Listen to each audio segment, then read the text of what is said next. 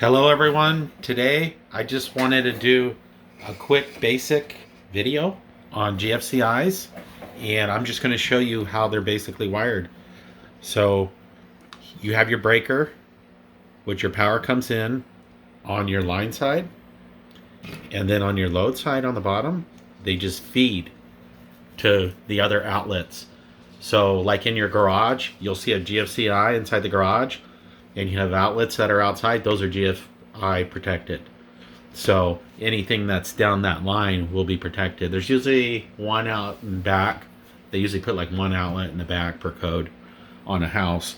But if you do run into that issue where you have no power outside on your outlets, you can try resetting your GFI or replacing it. And just remember, that you have a neutral, which is your white wire, and then your power coming in right here, which goes on the top here. On the back of this GFI, it'll say line and it'll say load on the bottom. And the load, you see how I have it wired? The load just comes like that, and that just feeds the other outlet. And that's how they wire a basic residential house with GFCI. And that's it. I could get into more detail about how GFCI works, but I don't think I'll get into that today. But the one thing that I would suggest is the tamper proof GFIs have these little shunt blocks in them. I'm sure some of you have seen these, and I don't like them.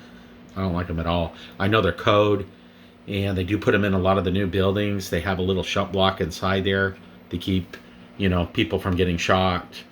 And, just a GFI, this is pretty much how it'll be wired in your house. You have your neutral, you have your ground that's coming in, you have your breaker, which is your hot wire right here, which, remember, it's line side and it's load side. And then everything down the line is GFI protected.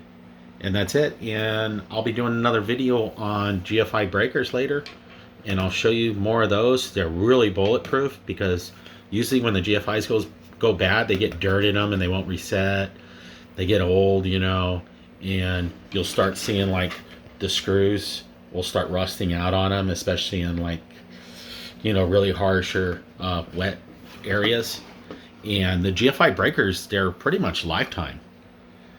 And I really like them, because you put them in and you're done. You never got to worry about it again. But through the years, I've changed enough GFIs to know that that's the way to go, is the GFI breakers. But yeah, it's still, this is protected.